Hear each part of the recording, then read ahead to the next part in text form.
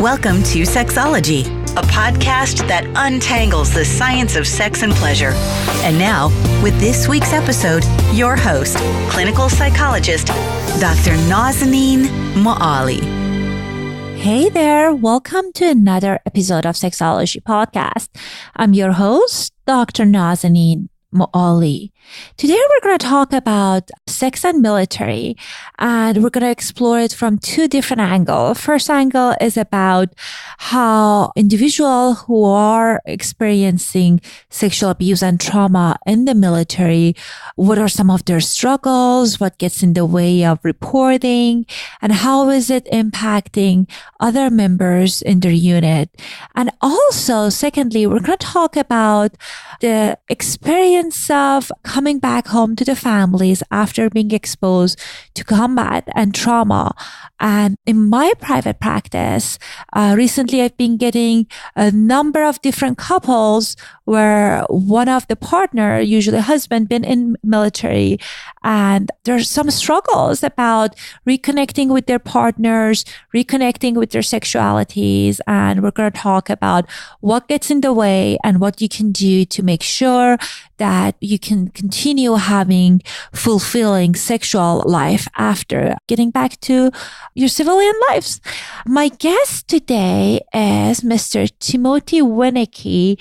He himself served in Air Force, and he had a big role in different advocacy programs, and now he's a counselor, and he works with different people in working profession, veterans, and also he developed programs for firefighters, and he does really good work, and he got lots of great accolades for his advocacy programs and efforts that he's done throughout the years.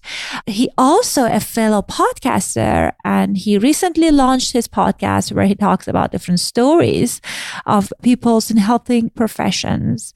He tells his story, at least I just listened to a few of his episodes, and also he has a friend talking about their stories. And I think it's a great podcast. And without further ado, here's my conversation with Mr. Timothy Winicki. Welcome back to another episode of Sexology Podcast.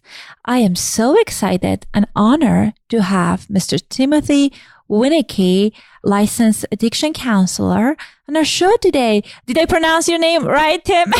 You got it just right. Thank you so much. I'm so excited to have you on the show. I know before we started recording, I was sharing with you how much I enjoyed listening to your podcast, and I know we're certainly going to talk more about it during the interview, but I really enjoy hearing your story of being in military, and you talked about your experiences. And I know initially when we talked a few months ago, I was sharing with you that how I see some commonalities about how veterans, people in service kind of experience sexuality, and what are some of the common themes that I see. So I'm very excited about this conversation. Me too. I'm really happy to be here. And I don't want to say like everyone's experience is the same, right? I'm sure there are lots of differences and people's experiences are different, but I think there are interesting commonalities, and it's important to talk to someone like you that have been in service, and also you've done lots of advocacy work. Mm-hmm. Yeah, it's one of those important things that when we talk about veterans, I do trainings for other clinicians here locally in Colorado. And I always start with the basic understanding that there's 2 million people in uniform at any point.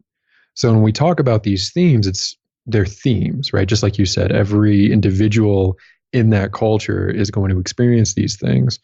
So hopefully the conversation can help and highlight without having people start making assumptions. Absolutely. And thank you so much for emphasizing that. Let us start with talking about how do you see the masculine identity gets kind of tied into military service? Well, it's primarily one of the few places left that men can be seen as classic men.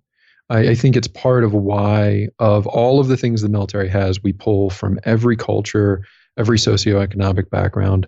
The only places where we differ from the public are we draw more transgender people and more men. And the reason for that is there anything perceived as more masculine than a man in uniform? So it's really vindicating for kind of the classic ideas and the traditional roles of manhood. Where that gets interesting is as most members grow and get used to being in uniform and have that become part of themselves as opposed to their whole self, it can really empower positive masculine exploration.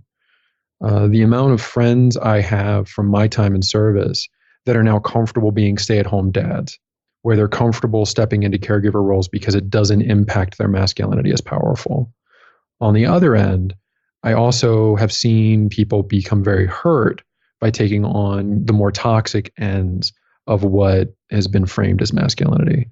So it can be both freeing and entrapping depending on the work of the individual. That is so interesting. I didn't think about positive masculinity and how being having the history of being in service and being a veteran can reinforce that. That's interesting. Yeah, it brings forward the idea that I actually struggle sometimes with the idea of toxic masculinity because it's become so synonymous with the idea of masculinity. And that becomes hurtful for people that identify as masculine if the only thing that we're hearing from the profession is the ways in which it's hurt people and the ways in which it's hurting us. There's not a lot of room to choose the positive aspects of our identity that we want to keep and push forward and mentor other young people with. And the military is a place where we can do that. It highlights the idea of one of the things that's key to my masculinity personally is that I am violently capable, I am able to protect the people I love, and that does not make me violent by nature. Mm-hmm. And there's a distinction there that I think is important for a lot of men.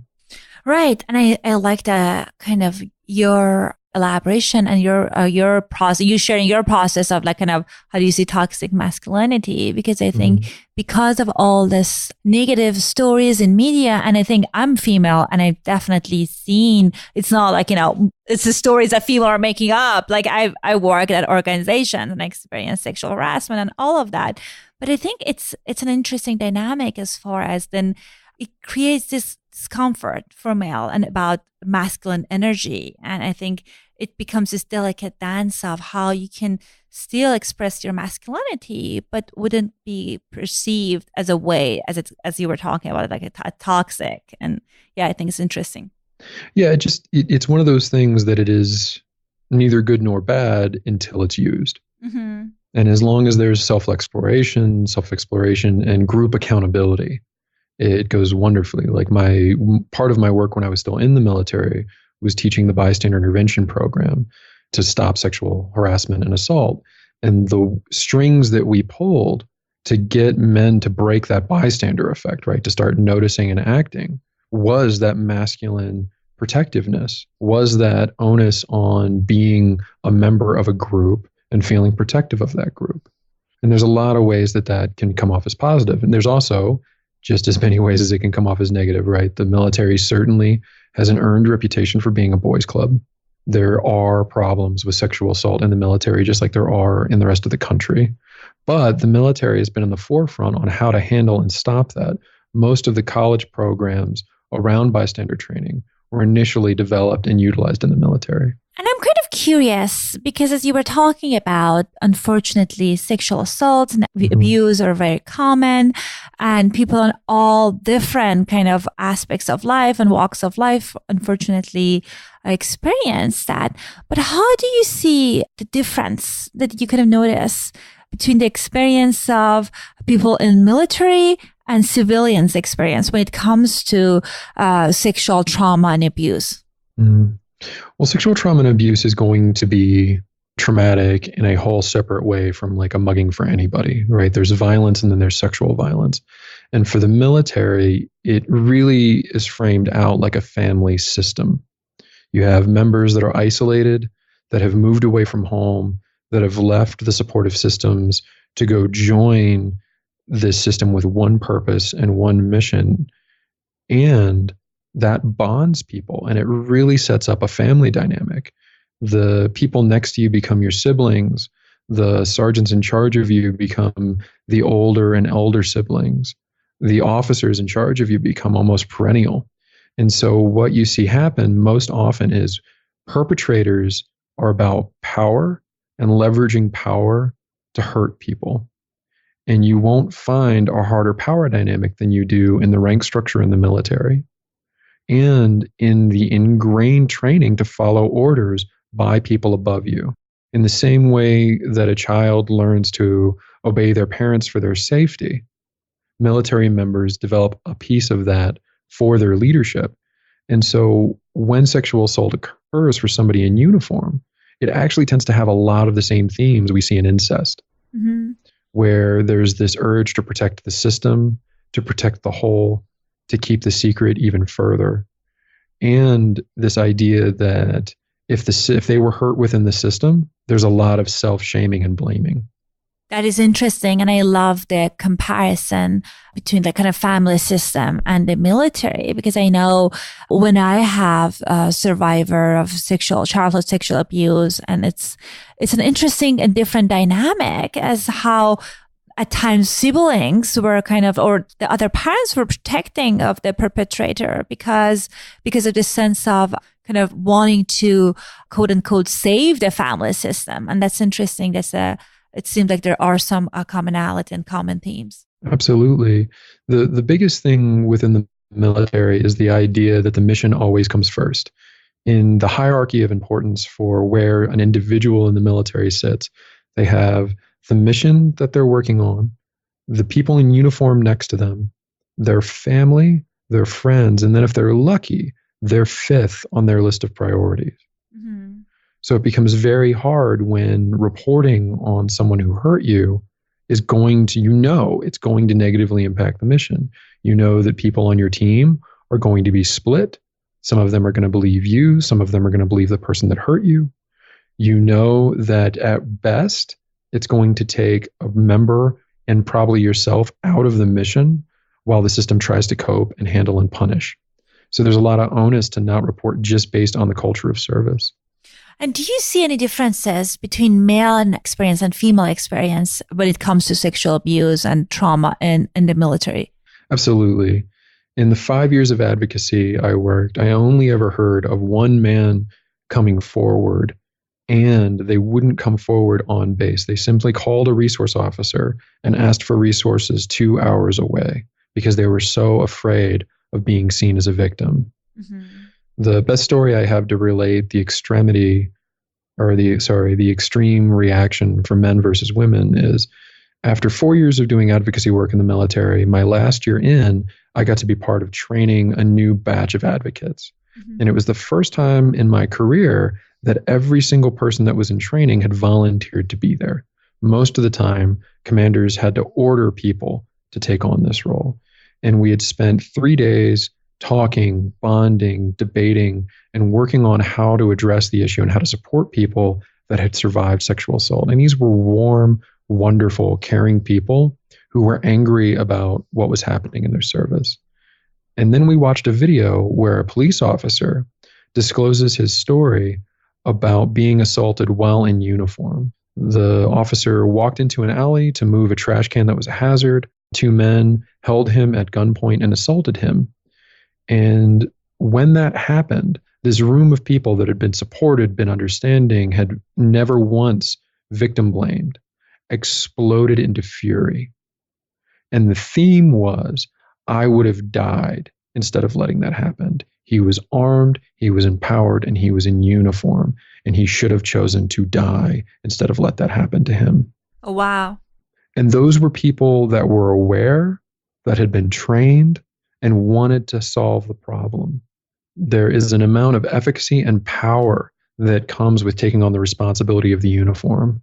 And the idea that you can be so disempowered in such an intimate way is truly painful and isolating. Wow, what a profound story. And again, I'm not surprised. And I think that can play into the same thing that you were talking about. Maybe it's easier for female women in service, although I'm sure it's never easy to step forward and saying, and because in societies, quote unquote, it's more acceptable or more common for women to kind of experience these kind of assaults and trauma.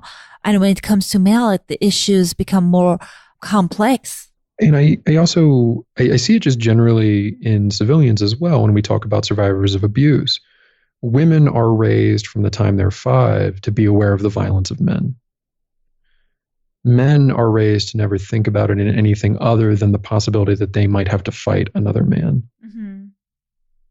So while the system is horrible to women and hurt women so consistently, it's at least in their awareness that it's possible that it can happen to them.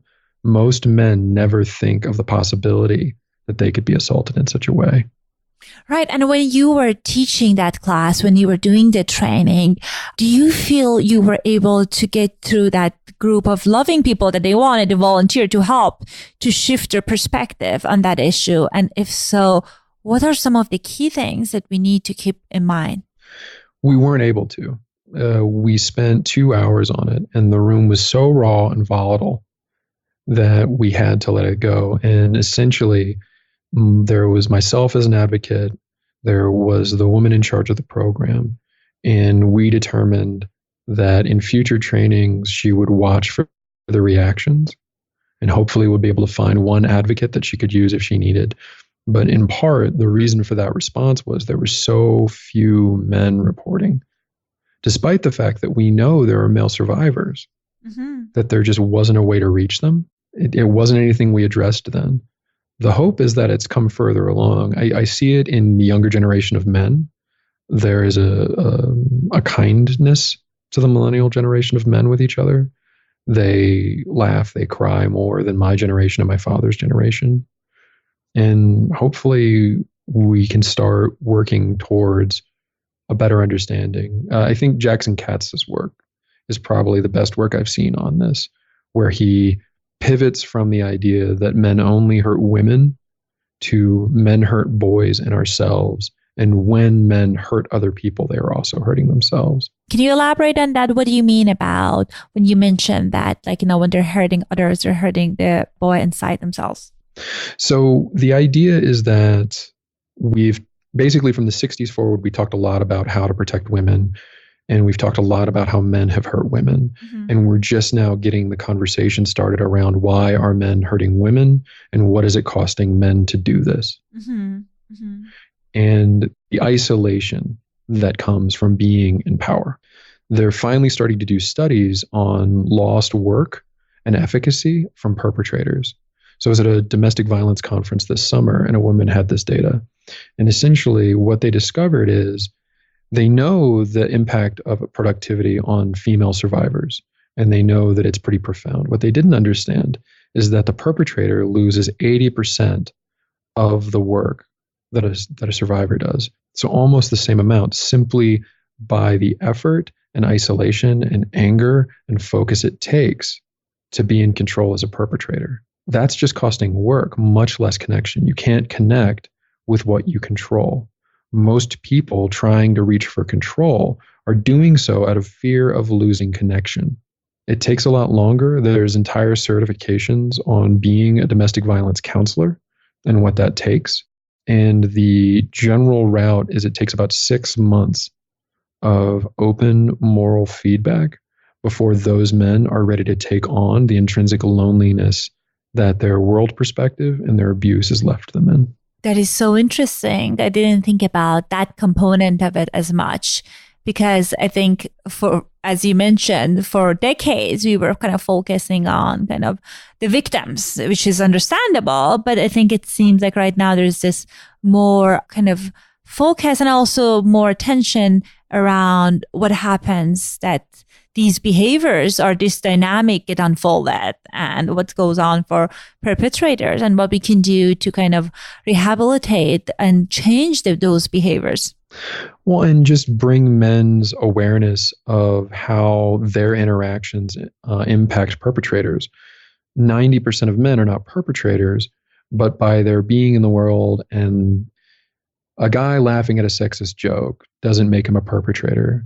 But a guy laughing at a sexist joke in front of a perpetrator convinces that perpetrator that that gentleman supports his action. It's so intricate, and the web that hurts us is so thick and so established that it makes sense that it's taken us this long. It's taken us 40 years to recognize how women are being hurt, and we're still not there. The Me Too movement is still pushing forward, and there's still huge backlash and victim blaming about these stories.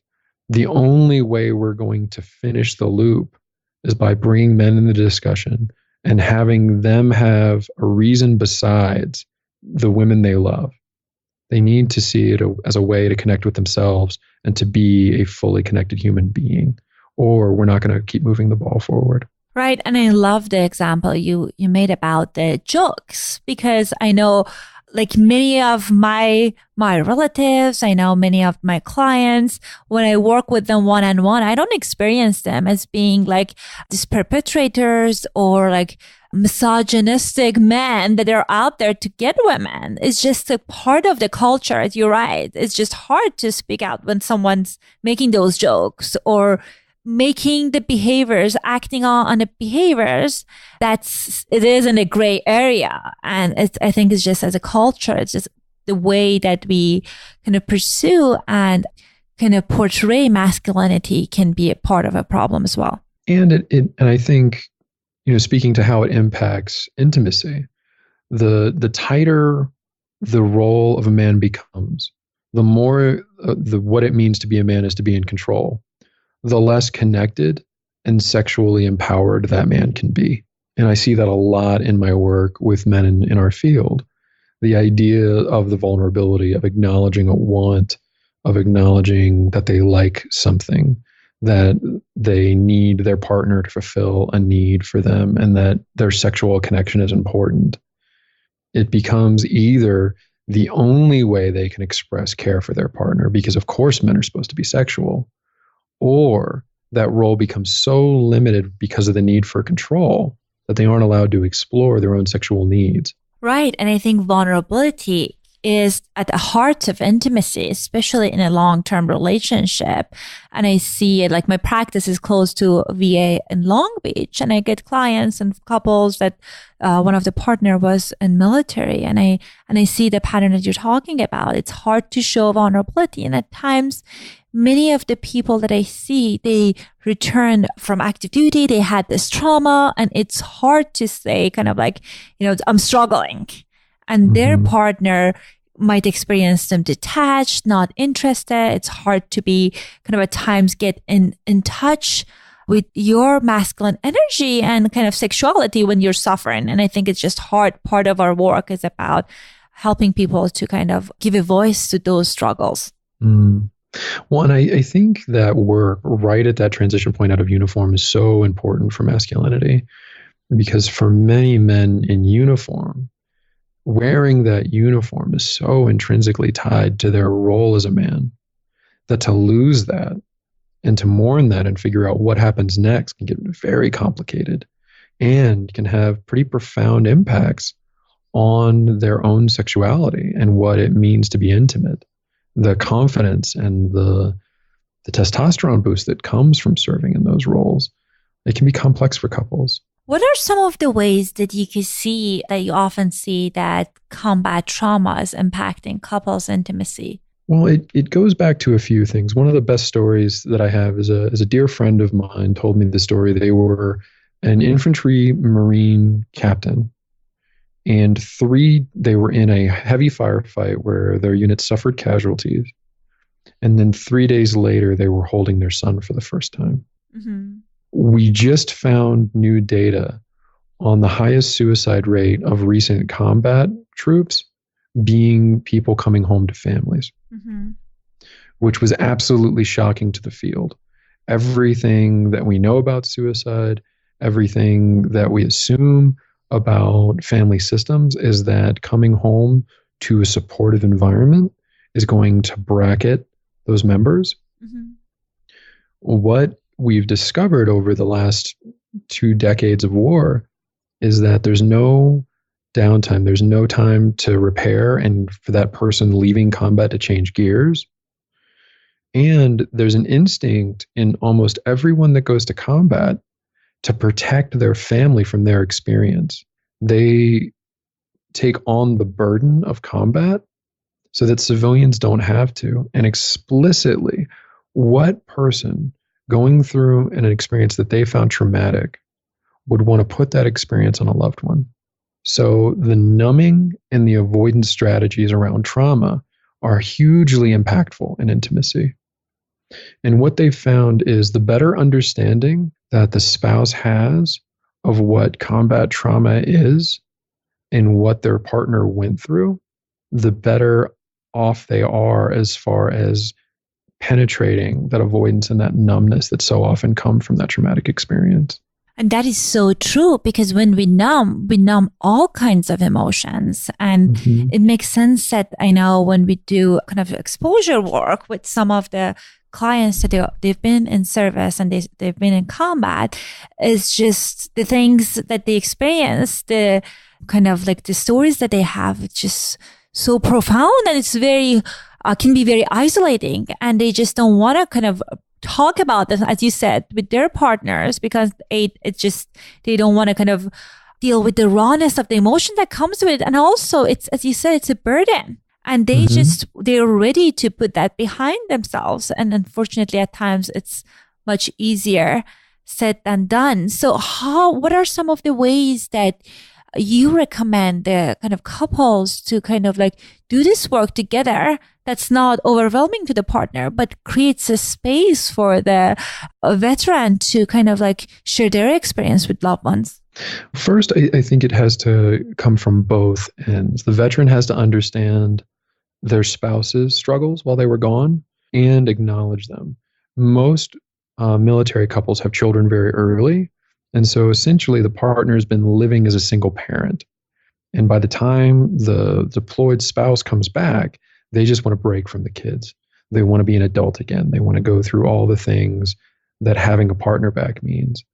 So first, there's a lot of wonderful reintegration family programs in the military now. We've learned a lot over the last few years, and getting the system restabilized right away and being very proactive in utilizing the resources that are available and being kind to each other while the spouse settles in is powerful.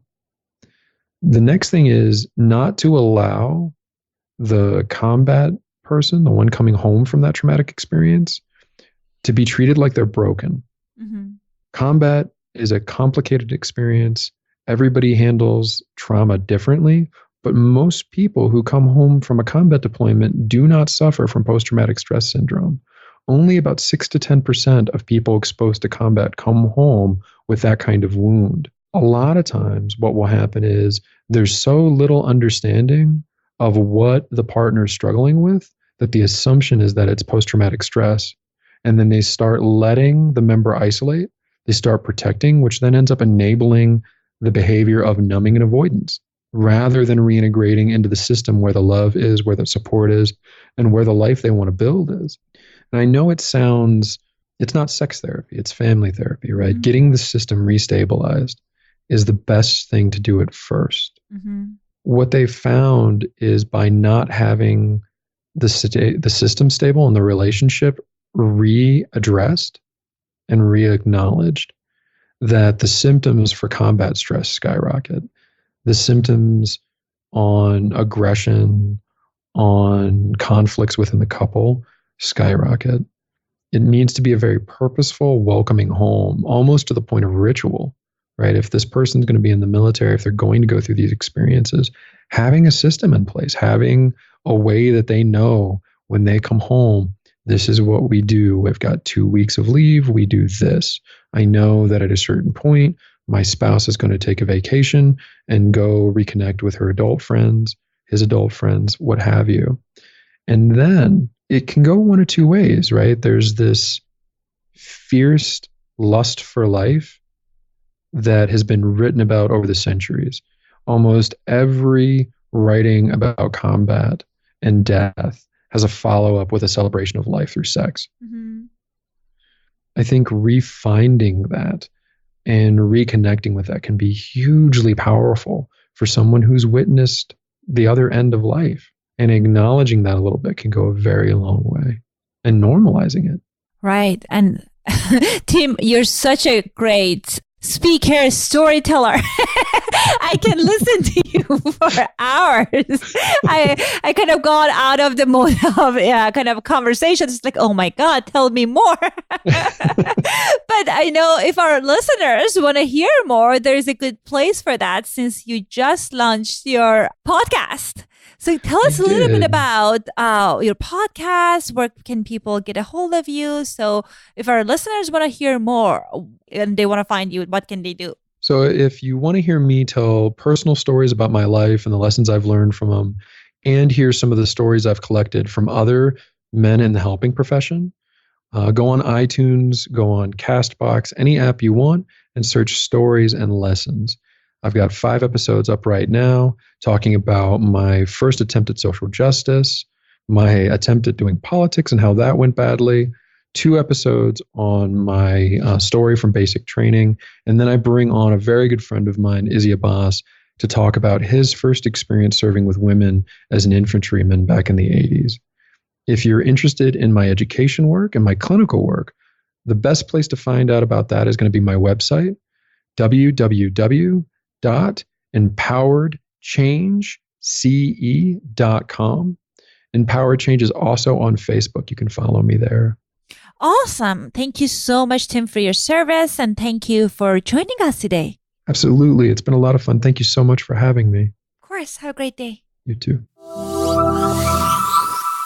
I hope you enjoyed my conversation with Tim, and I would love to hear your thoughts and your experience of how you were able to reconnect with your sexuality, with your positive masculinity, and work through the trauma and feeling of disconnections if you're a veteran. So feel free to leave us a voicemail at our website. You can record your voice at sexuality.podcast.com. And also, I wanted to hear your feedback. So I have this 5-question survey that you can find the link in the show notes that's going to ask you about what are some of the topics that you guys want to listen and hear more about, because this is a show for you and I want to make sure the content I'm producing is useful for you. So if you have a moment, drop us a line and write us about what you want to learn more about. And I'll talk to you next week. Thanks for listening to the Sexology Podcast. For more great content, visit www.sexologypodcast.com. Please be advised that information presented on this podcast is not a substitute for seeking help from a licensed mental health provider.